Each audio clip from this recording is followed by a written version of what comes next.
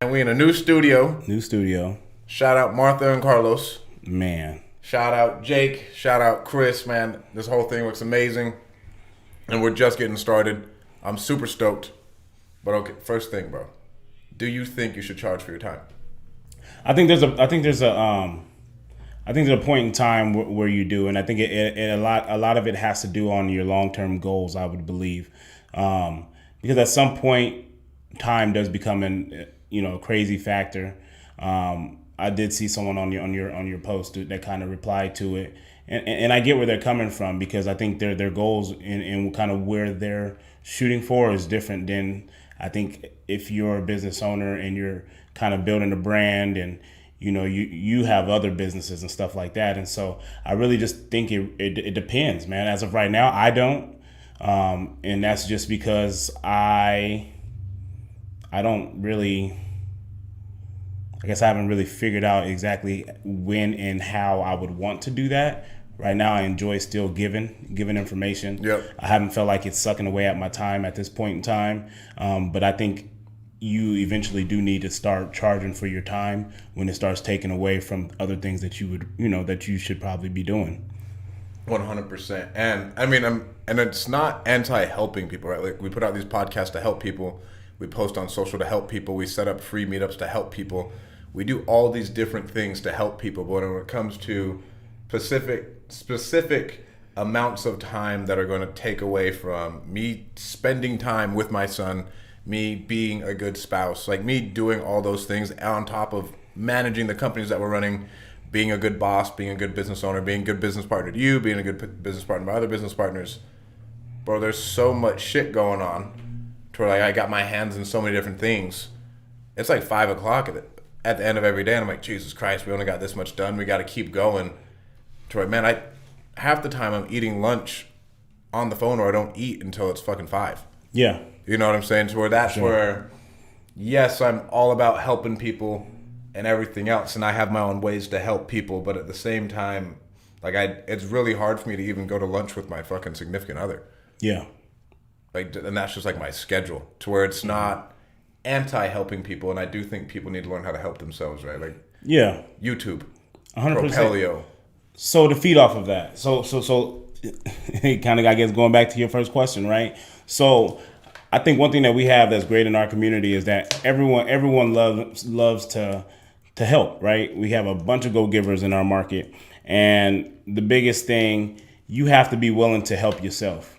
And I'm pretty straightforward with that, man. I think I'm very, you set expectations with people that you are helping, and you let them know, like, look, I have no problem in helping you, because as long as you're coming back and you've done the next thing, or I see growth in what you're doing, bro, I will give all day. You know what I mean? Because, like, you're changing lives. Like, to me, that's enough when you talk about, monetary value. Like, I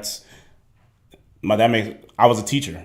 Yeah. So I say it all the time, like, when you're teaching, bro, we know teachers are underpaid, but where you get your joy is when you see these kids go on and do great things, and they come back and they thank you for it, or whatever it may be. Like, those things make your heart feel good at night. And so I love to be able to give if you're going to do something that's actually going to change the way that,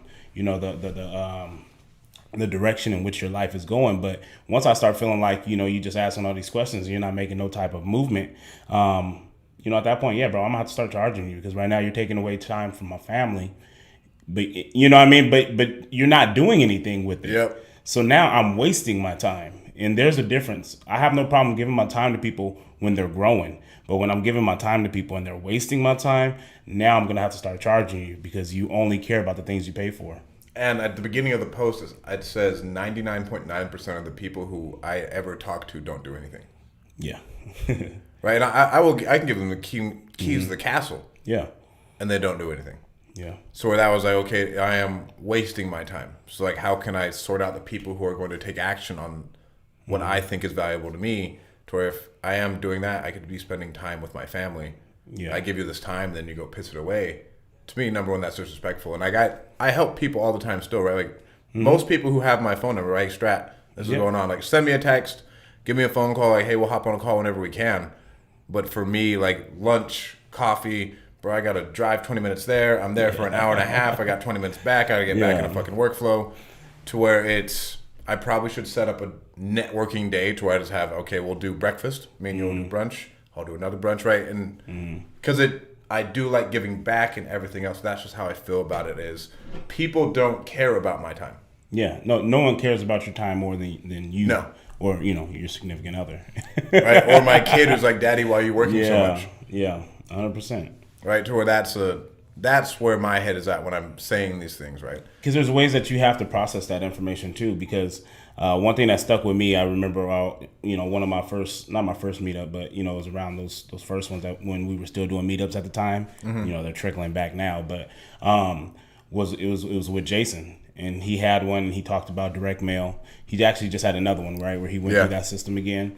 But I remember, sitting in that room, and the first thing that he said as he's going through it is like, when they talked about competition and direct mail becoming oversaturated or whatever that may be. And he's just like, I have no problem telling people exactly my process and how I do things, because 99.9% of people won't do it. Ain't gonna do shit. And so for me, what I heard was, this motherfucker think I ain't gonna do this shit. So I took pictures of it. I fucking asked him for the slideshow right afterwards. And I made it a thing to make sure that I actually did it.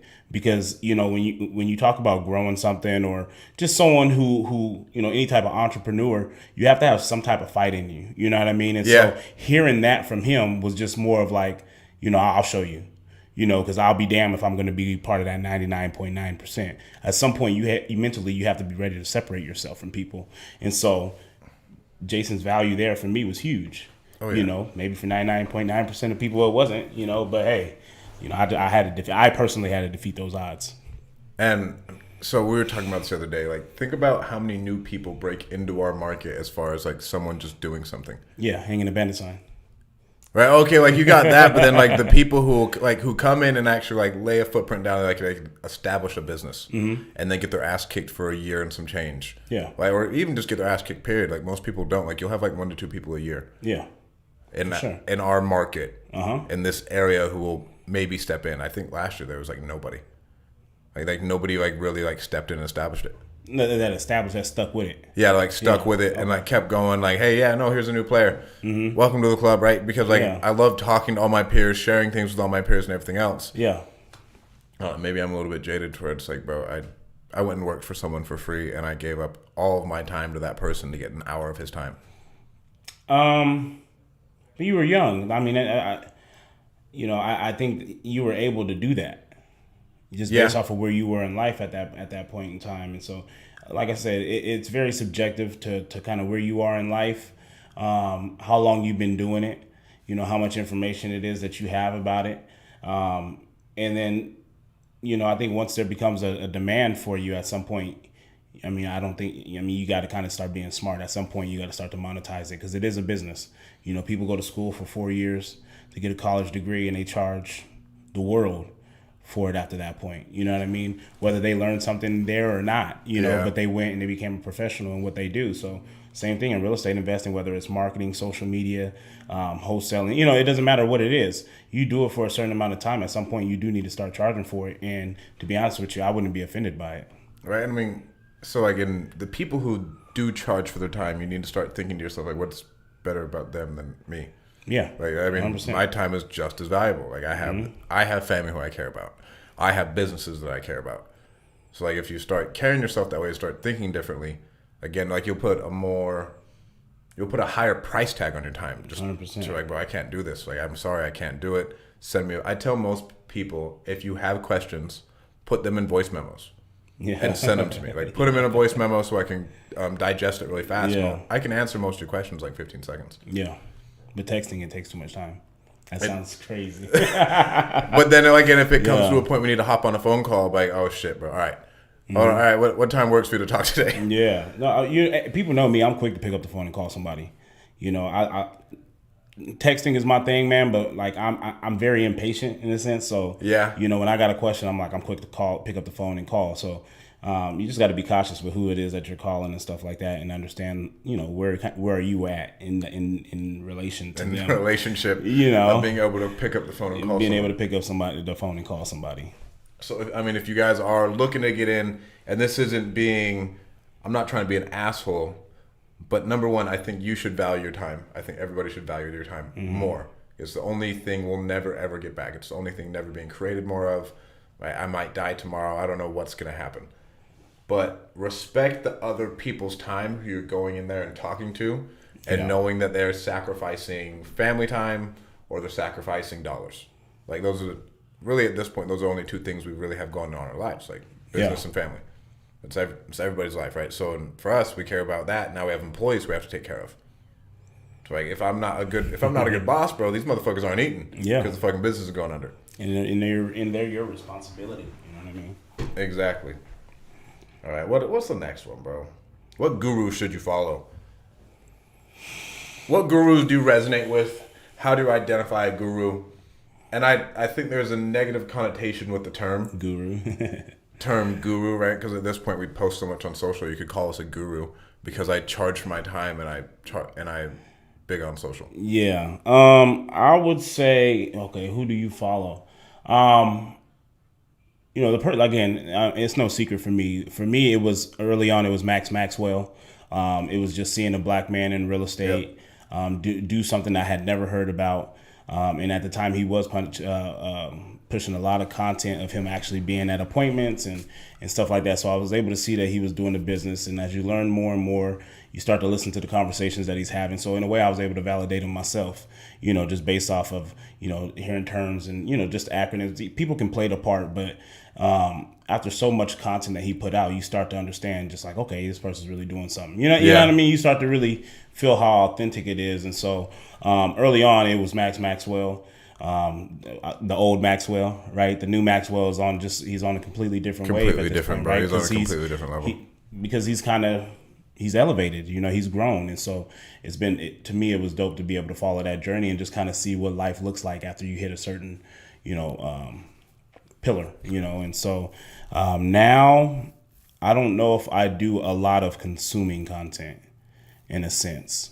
I think when I was trying to learn more, I consumed a whole lot more. And now that we're trying to get it more into the producing the content, I kind of get in to check on people that, that I respect and stuff in the space and see kind of what they got going on in their business now or how they're growing. So I think I look at social media now as more of a something like a motivation type thing instead of a learning thing. Looking to see how people are changing and navigating their careers and their businesses and stuff like that. I can, now that like we're going to like different spaces, like I see this dude who's like doing something like Alex Hormozy. Okay. I think he's like 30 and he's worth 300 million to 500 million. I know it's a big gap. Okay. But it's all privately owned businesses that he's scaled with like online marketing. Okay. And so that's like and he has like content, like, oh man, that's fucking good. Yeah. Like, oh wow, that's really good, right? Toward that stuff.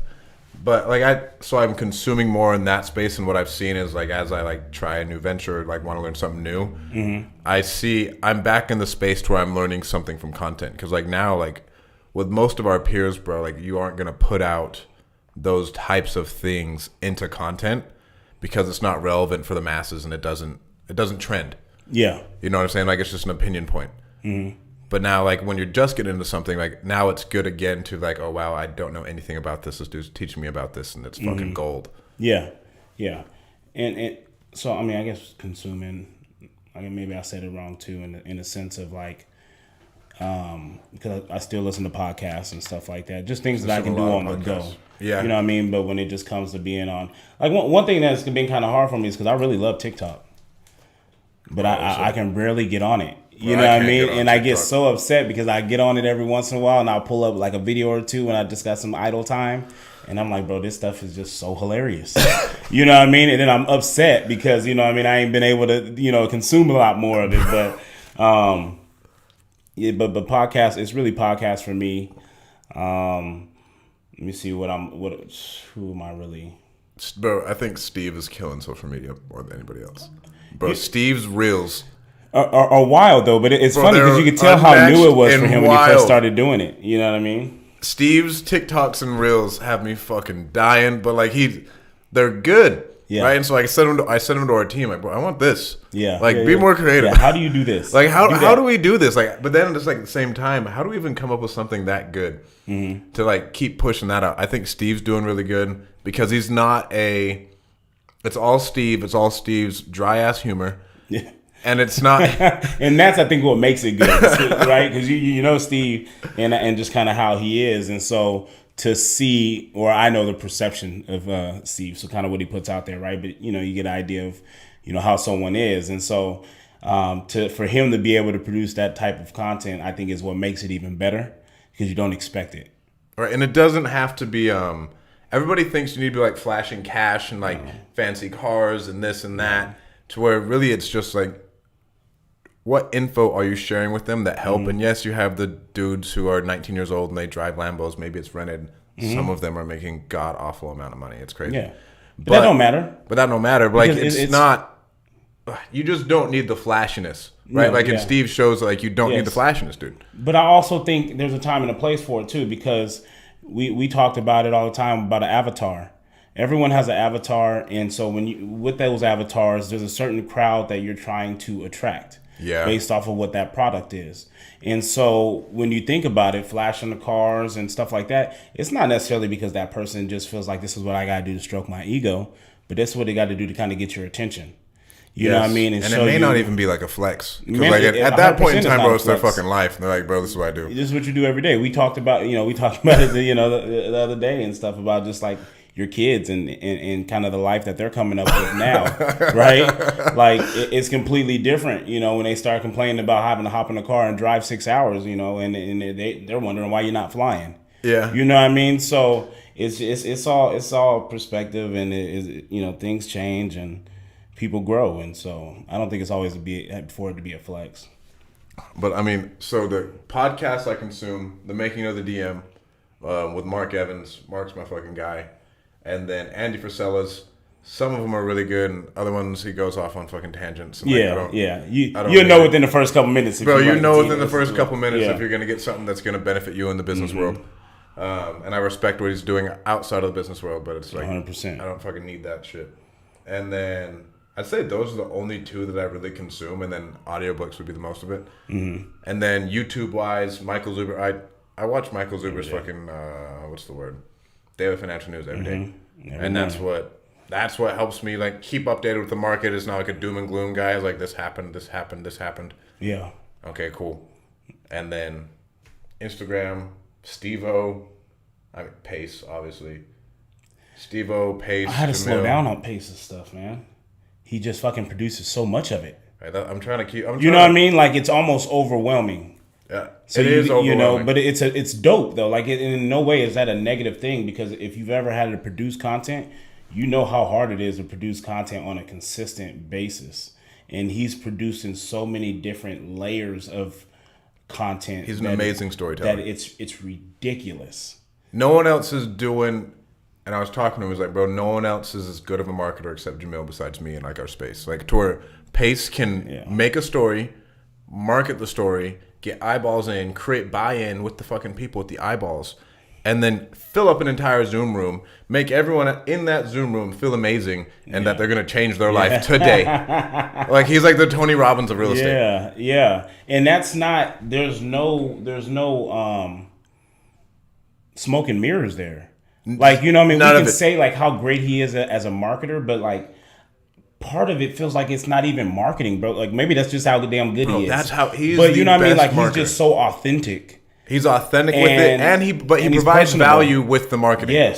Yes. And so it's just like, bro, it's just a bunch of wow, to be honest with you. Right, and he'll blow you away. And like he came to Fresno. Remember when he came to Fresno? When you brought him to Fresno, yeah. He came to Fresno. Him and Jamil, and just the little short time that he was there, it was just like wow. Well, what he's doing something with his like 13-year-old son, to where he's going to turn his 13-year-old son into like a millionaire in a year. Yeah, and he's gonna like document it. And he's gonna document it, right? Like, but again, dope. that's marketing, and I know they're gonna do it too, which is the craziest part.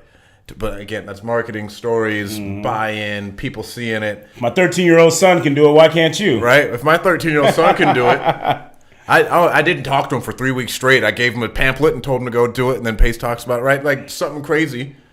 But then it happens to where like with social, bro, like I do think it's you're marketing yourself consistently. Mm-hmm. To where I was talking to, shout out Carlos and Martha, and I was like, dude, you got to talk to us once a day.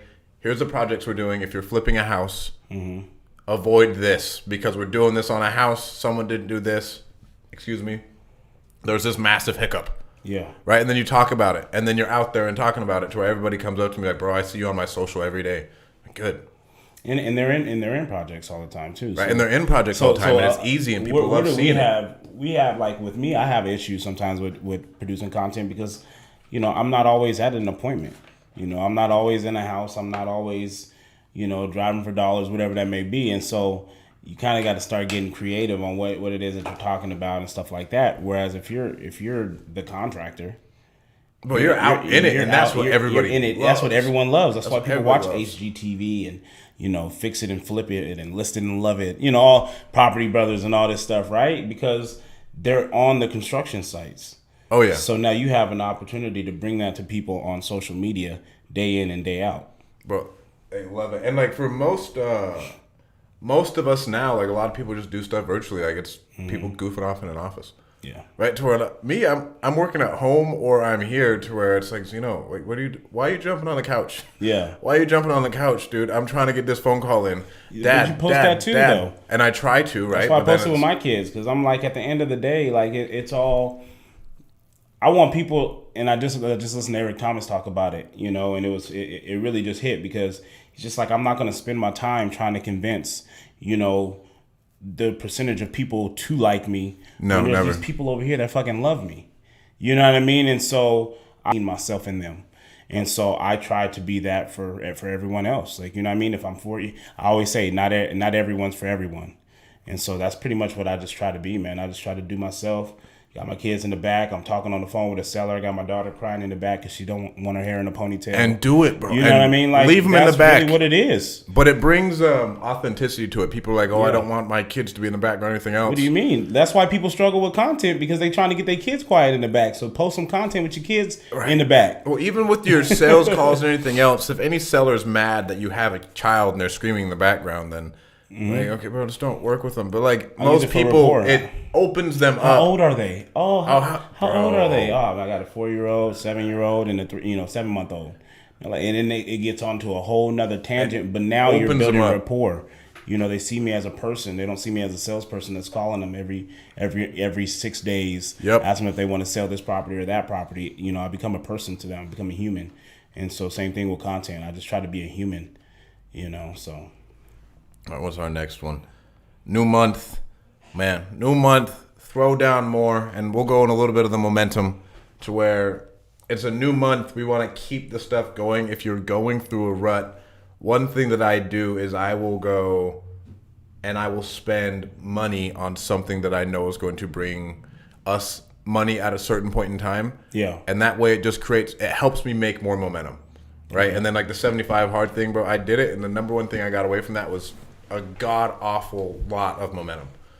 Okay. Of like momentum in my life, momentum in my business, because I'm doing something consistently over and over and over again. And just the fact that you're checking off that button brings momentum into your life, right? And to where if you can even count your offers, like, hey, I made an offer today. I made an offer today. I made an offer today. Like you can feel that shit building.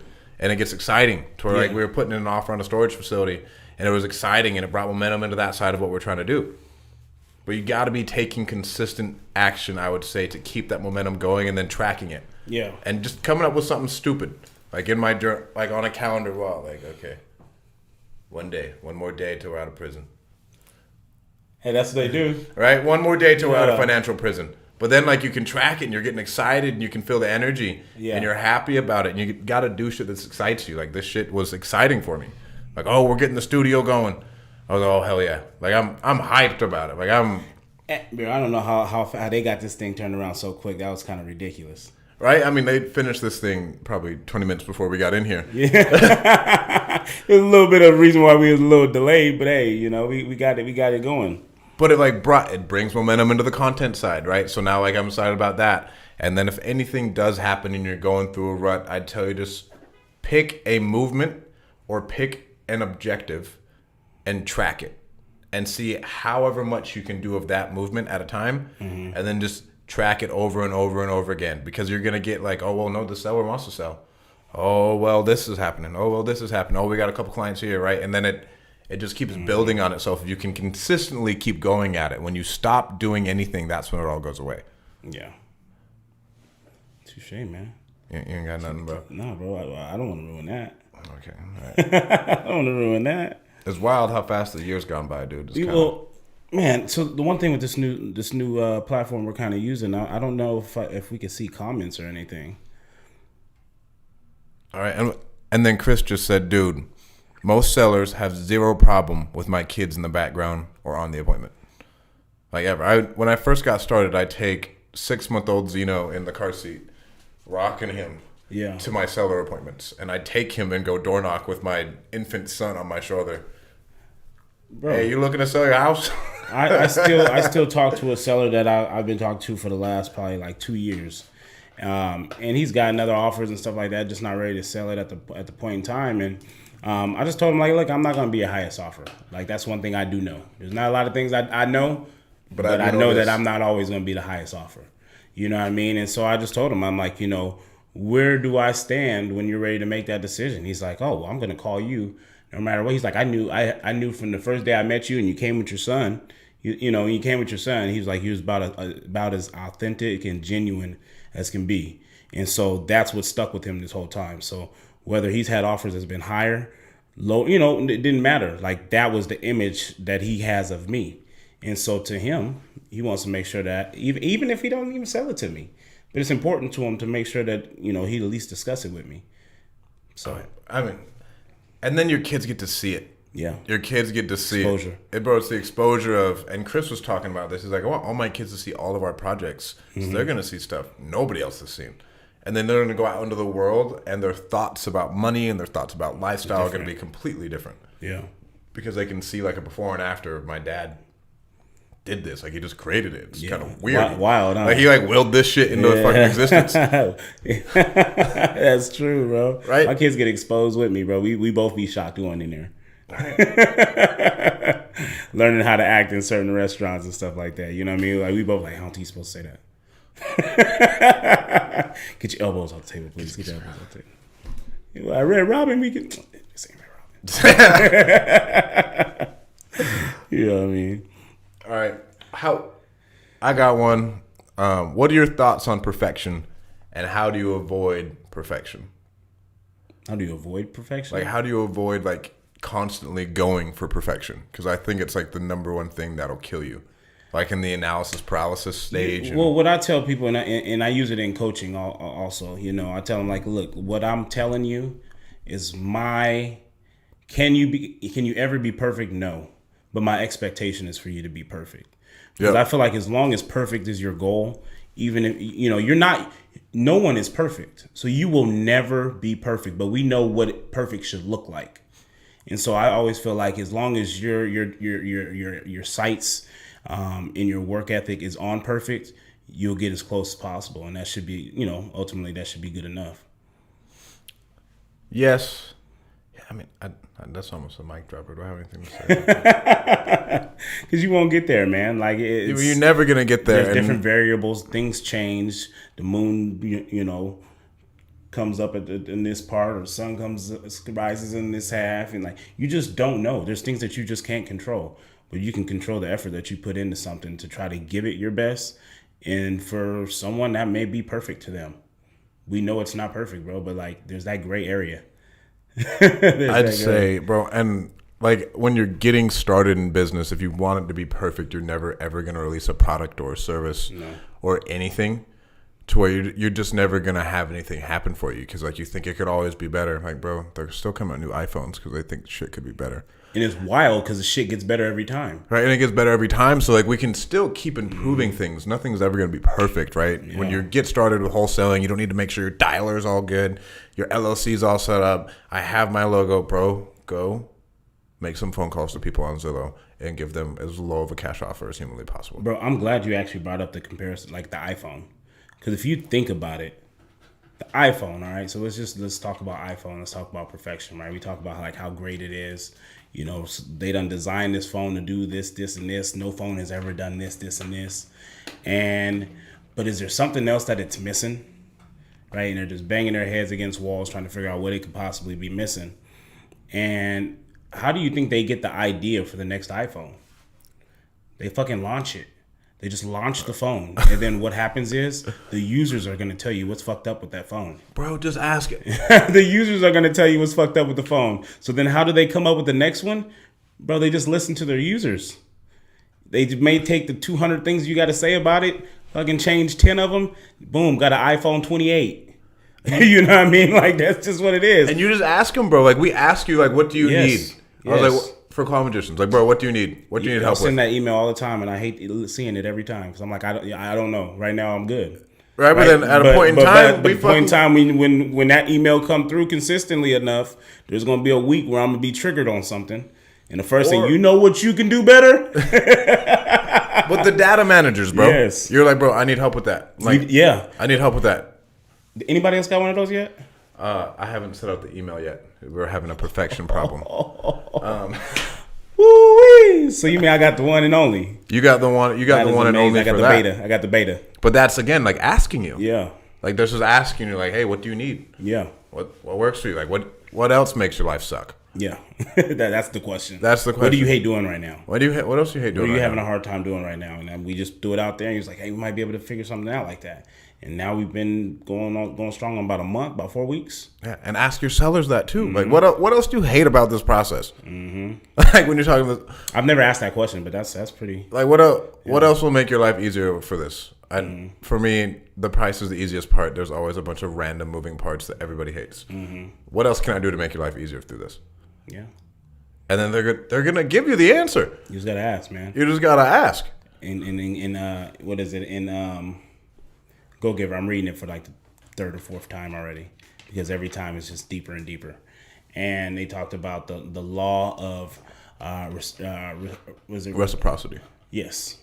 And I was like, dude, that's deep. You know, when they talk about, because what's the first thing that happens when like we refer something or we do something for someone? They're like, oh man, you know, I'm gonna take care of you. Oh no, it's okay. Like, you know, don't worry about it. You know what I mean? Just do what you do, and like, you know what I mean. That's enough for me. You know what I mean? But they say, like, how can you receive? You know, where you gotta let them give. You gotta let them give. You gotta let them give because it's a cycle, bro. Like you can't just be the only one out there giving, because then how would anyone ever receive anything? Yep. You know what I mean? And so I thought that was pretty deep when reading it and stuff. It's a hard one. And kind of just talking about that, like we gotta be able to give and pour into these people and receive that feedback back, so that we can continue to give. Bro, it's hard to receive. I mean, it's hard to receive compliments. Mm-hmm. It's hard to receive gifts. Like, people don't know how to like do it. Like, to where like you're looking at opening up, you don't know how you should act. Mm-hmm. You don't know how to, like, you get a compliment like, "Hey, Mike, your hairline looks nice, bro." Some people like. Bro, we talking about each other now? Oh yeah, I mean, you know I ain't got no hairline. Yeah. Sorry, wrong example. Yeah, but like something like that, bro. I like your shoes today. I like your T-shirt, and like people can't let it in, or let's say, hey, I buy dinner. Oh, okay, I'll buy the next one. Like, don't. It becomes a flex. Yeah, but then don't cut off their opportunity to buy the next one. I think I got this from fucking Jason from the book. He was like, bro, let everyone give. You give when you can, and it'll just be an endless cycle. Yeah. And I think that's one thing that I picked up on. And at some point it became like it's uncool to receive. You know, someone compliments you, and we've made it a negative thing when someone's like, oh man, I love that hat. And you're like, oh, you know, thanks, man. I got it. Bro, just take the compliment. And just take the compliment. Like, oh, thank you so much. You know what I mean? Like, chill. Like, let me receive it how I receive it. Like, because when you gave the compliment, you shouldn't have been given the compliment based off my response to it.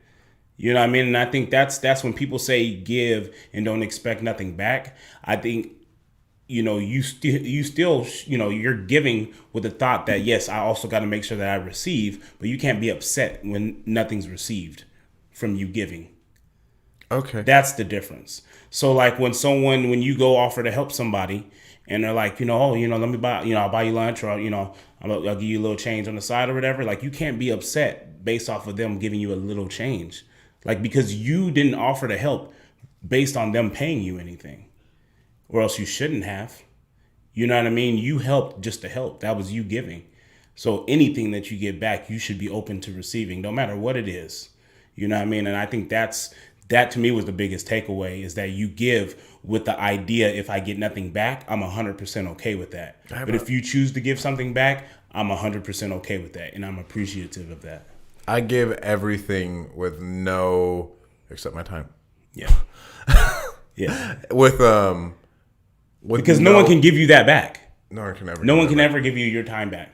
You know what I mean? That takes it down a different level. But I give a lot, and I don't expect anything in return. I just give, and because I believe in it, I like you, whatever. It's a happy birthday gift, whatever it is. It's just because I want to do it, and I know it's going to make another person's day, or it's going to do something else. I mean, okay, the time thing makes it hard. I can't give that much time. Well, time is different. Like you said, you don't get time back. You can get money back. You can get a lot of things back, but you can't get time back. So you should be selfish with that. We got one more topic. Okay, let's get it. We got one more topic. All right, you need to have KPIs in your business. Number one, so you can have momentum. Number one, so you can make decisions based off of data. No, number one, number two, number three, so you can fire people based off of data and not emotions. Right? To where, like, man, I feel like homeboy is just not doing his job. But you can't support it. But you can't support it. To where, trust me, I've had these conversations with one of my mentors, and I was like bitching, and I was going through it, and he was like, bro, where the fuck's the data? Like, it's data. You telling me ain't performing. You tell me, but you going based off of emotions. Like, you need to be able, and this is where you're lacking in your business. Yep. Like, what is going on, Stratton? Like, you need to know what's going on. Toward, okay, for real estate, how many leads did we get? How many offers did we make? How many contracts did we get signed? Yep. And how many of those bitches closed? Yeah. Just track that. And then how much money it took for all of those leads together, and then you can do the math from there. And that's still a hard thing to do, man. Like when you're not that person. Yeah, I'm not that person. And that's why I switched over my whole CRM, right? Because I had to go to something that was going to start giving me KPIs and actual feedback without having to go in and pull that stuff and put it on Excel sheets and all that stuff, right? Now I got a system that's going to be able to do that for me, track with calls coming in, right? You had different subscriptions, but going in between all those different subscriptions. So now finding something that has all that built in, all my campaign numbers, all that stuff, right? That's been masterful, dude. And so, what's the name of the CRM, bro? What's up? What's the name of the CRM? Bro, I'm gonna hold off on it right now. I'm just playing. It's REI. We use REI. We were referred by Dean. So Dean has a link on his page. Dean Rogers. It's time for you to get a link, bud. And so I just thought it's one of those things. I'm still adjusting to it because it's so different than what I'm used to. But I definitely see the value in it. Just trying to build that momentum, right? Start getting enough information in there, enough data in there to be able to start making better decisions. Yeah, but the data will help you, and it'll let you know when you're performing shitty. Because I think a lot of times, again, like, we don't even know how we're doing. Like, we just feel like we're going out there and we're doing shit. Yeah. But if you're not tracking your time in the data, to where it's I run into this now. Fuck, it's 6 o'clock. What the hell did we get done today? Yeah. I feel like I just put out a bunch of fucking fires. Like, what did I do? What did I do to Nothing move? Progressive. Right? What did I do to move us forward? What did I do to actually make us more money? Yeah. Agreed. And if you are in wholesaling, it's making offers. Like, you need to be talking. How many sellers did I talk to today? Or your team. You know what I mean? How many sellers is your team talking to? Like, how many people is your team talking to? Whatever that is, but that's like the number one revenue generating activity. Yeah. Agreed. All right. Agreed. Mike's got to get out of here. Jake's got to get out of here. Thank you guys so much for tuning in. If we brought you any value, right, we're going to do the Andy for Sale thing. Go share it with all your friends. Share it with your parents. Share it with your grandma. I know your grandma probably doesn't like our language, but still share it with her. I promise you. It's going to help her. It's going to help her. Share it with anyone. Share it with anyone that you think that will get any type of value from it. If you guys got feedback, definitely feel free to comment on it. Shoot us a text message. Shoot us a DM on Instagram. No matter how you do it. If you don't like us, tell us you don't like us. I'd rather know, right? That's one thing about these times nowadays is everyone's speaking how they feel. And so I love it, right? They don't like you, and they tell you they don't like you. I mean, they better. I mean, I had a dude. So if you don't like us, tell us. I'm okay with that. Just give us some type of feedback so we know how to continue to grow this thing and continue to pour as much value into you guys as possible. And then obviously if you are an investor currently or you're getting into the business and you're looking to comp your deals and analyze your deals and look up these properties and really just take a deep dive into some of this information, right? Go to mainlinecomps.com. You're going to get a 7-day free trial. All you got to do is really put in the address. It's going to give you all the public information for it, right? And it's going to let you skip trace. You can call right on the thing and all that good stuff, man. Oh, we got a meetup tomorrow. Oh. Man, I'm stoked about the meetup. We got Aaron and Cletus Shelton coming in. An amazing story. And meetups is where if you are struggling getting in contact with a mentor, that is where you're going to get to talk to them for free. And like they're there to talk to people. Like I go to meetups so I can talk to other people. Yep. Like that's where I try and do like the most giving back. So go there. It'll be, I don't know the exact address. Go to meetup.com, join the Central Valley Wholesalers group, and we'll be there until everybody's done talking. Like I will stay there all night. Yeah. They're long days, man. They're long days. But you got something planned out for them that's going to be pretty awesome. Yeah, I'm excited. Aaron and Cletus is going to be. If you guys haven't had a chance to meet Aaron and Cletus Shelton, and you don't follow them on any social media or anything like that, please make sure that you guys get out and support them. Huge go-givers, man. Sometimes they give, and I have no idea why they still give. And it's, you know what I mean, in a sense. But it shows in their business, bro. It shows in their business. And they'll talk about that. And I say that in a sense of just, it makes me uncomfortable how much they give sometimes to me, you know, and that's usually a great indicator on great people.